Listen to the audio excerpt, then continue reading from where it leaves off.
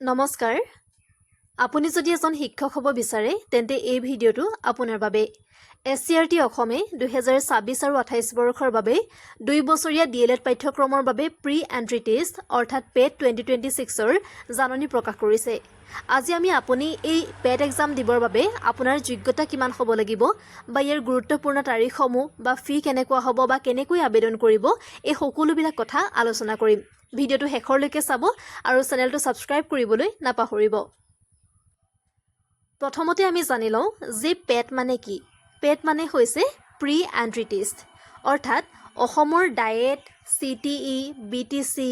বিআইটিই আদিত 2 বছৰীয়া diploma in elementary education অৰ্থাৎ ডিএলএড কৰিবলৈ এই পৰীক্ষা আপুনি দিব লাগিব আৰু এই পাঠ্যক্ৰম 2026 চনৰ পৰা 2028 চনলৈকে চলিব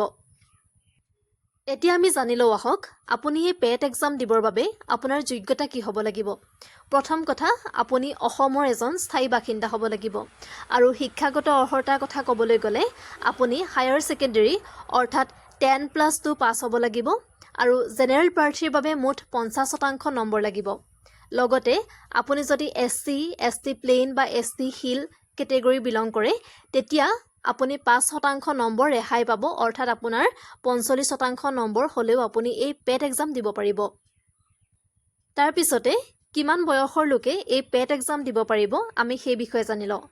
1 জুলাই 2026 তাৰিখলৈকে আপোনাৰ 18 বছৰ সম্পূৰ্ণ হ'ব লাগিব নতুবা আপুনি 34 বছৰতকৈ বেছি হ'ব নোৱাৰিব ন্যূনতম আপুনি 18 বছৰ অতিক্ৰম কৰিব লাগিব আৰু 34 বছৰতকৈ ওপৰৰ সকলে দিব নোৱাৰিব আৰু এইখিনিতে এসটি প্লেন আৰু এসটি হিলৰ বাবে বয়সৰ ঊৰ্ধ্ব সীমাত 2 বছৰ ৰেহাই দিয়া হৈছে আৰু সংৰক্ষণৰ কথা ক'বলৈ গ'লে OBC MOBC SC STP ST hill PWD আৰু ইডব্লিউএছ সকলো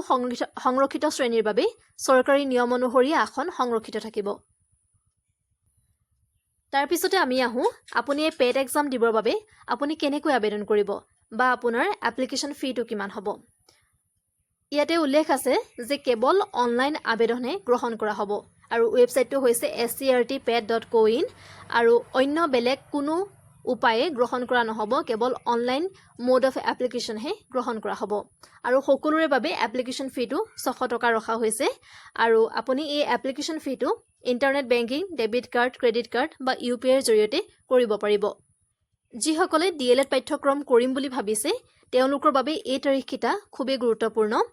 আপোনালোকে স্ক্ৰিনশ্বট লৈ লওক অনলাইন আবেদন প্ৰক্ৰিয়া আৰম্ভ হৈছে 21 মে তাৰিখৰ পৰা আবেদনৰ শেষ তাৰিখ হৈছে 10 জুন 2026 আৰু এডমিট কাৰ্ড ডাউনলোড কৰিব পাৰিব 5 জুলাই 2026 তাৰিখৰ পৰা আৰু পেট এক্সাম পেট পৰীক্ষাটো অনুষ্ঠিত হ'ব 12 জুলাই 2026 তাৰিখে আৰু ৰিজাল্ট ঘোষণা কৰা হ'ব 27 জুলাই 2026